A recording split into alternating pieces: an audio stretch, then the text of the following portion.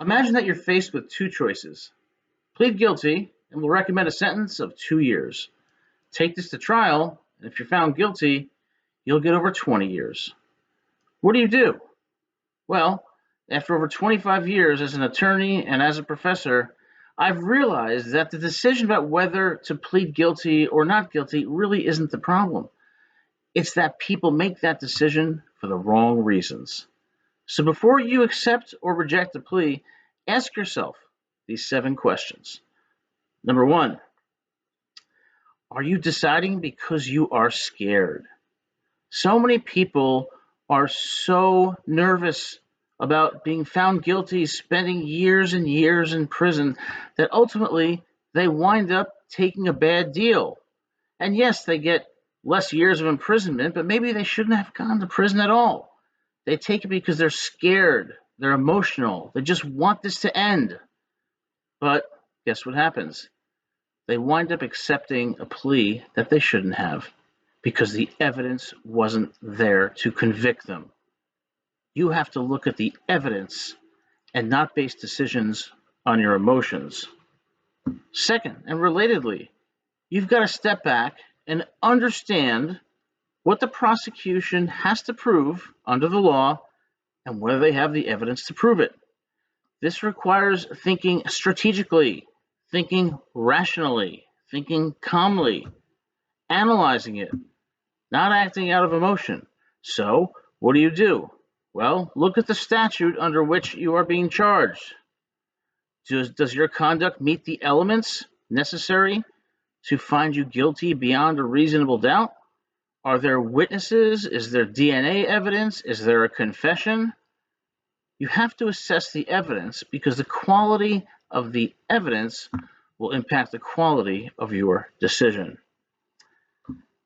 Number 3, are you focused only on today?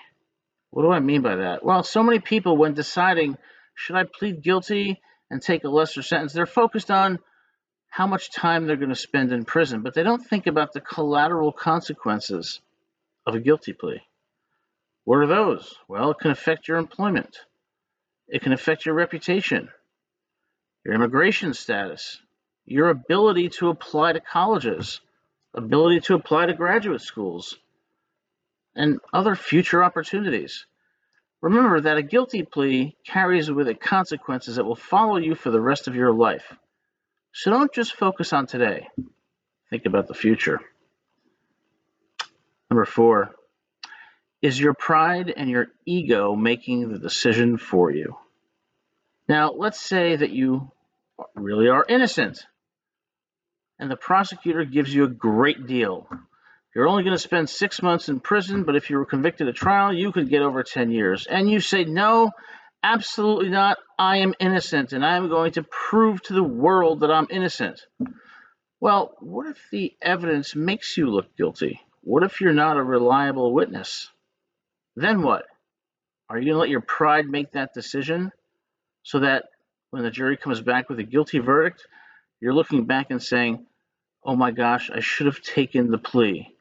Yes, you may be innocent, but pleading guilty may still be the right decision. So don't let your pride make the decision. Let your reason make the decision. Now, number 5, you've got to ask yourself this honest question, and you got to answer it honestly. If you don't take the plea, what are your odds of getting a better result? So you have to think about, what am I being charged with? In what jurisdiction? What's the likelihood of a conviction rate? How strong is my defense? How strong is my defense lawyer?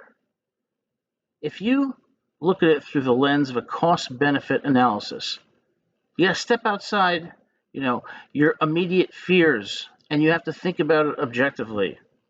If the chances of getting a better result are lower, even if you're innocent, take the plea. You'll be happy later. And yes, there may be some future collateral consequences, but I can't tell you how many people spend years and years in prison when they had an opportunity to spend a fraction of that in prison. Number 6, Are you thinking beyond winning and losing? Because that's what you have to do. You can't look at a plea decision in black and white terms. If I accept a plea, I'm acknowledging guilt, they win. If I don't accept it, I'm standing on principle and they lose. Your goal is not to get the perfect result or to even get everything you want. It's to get the best result that you can under the circumstances. And that may require a compromise. But a sentence of 1 year is better than a sentence of 10. Okay? You may say, I'm innocent, I shouldn't spend a day in prison. Well, the reality is, are you going to trust your fate to 12 jurors? Because if they come back with guilty, you're going to wish you had taken the plea. And at this point, you won't be able to. Number 7, did you rush the decision? Being charged with a crime is overwhelmingly stressful. It's scary. We could catastrophize and think, I'm going to spend so many years in prison, be stigmatized, people will hate me, I'll never have a life again. And so when you're offered a plea deal, the tendency might be to rush to take it because you think, I'm automatically getting a better result. But take a step back, pause and think about it. Like I said before, what's the evidence? What's the quality of your defense lawyer? Okay?